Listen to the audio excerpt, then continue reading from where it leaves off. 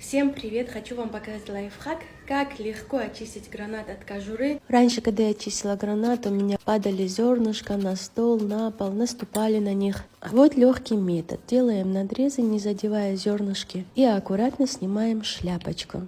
Постукиваем, чтобы они не прилипли. Затем также делаем легкие надрезы вдоль белых прожилок, не продавливая и не задевая зернышки.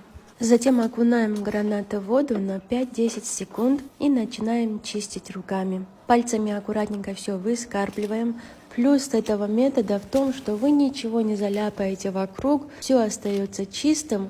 И посмотрите, как легко это получается. В воде все делается намного легче. Очищаем зернышки от кожуры. Весь гранат идет на дно, а вся кожура всплывает наверх. Сливаем воду и наслаждаемся результатом. Сохраните это видео себе в закладке, ставьте лайки и комментарии.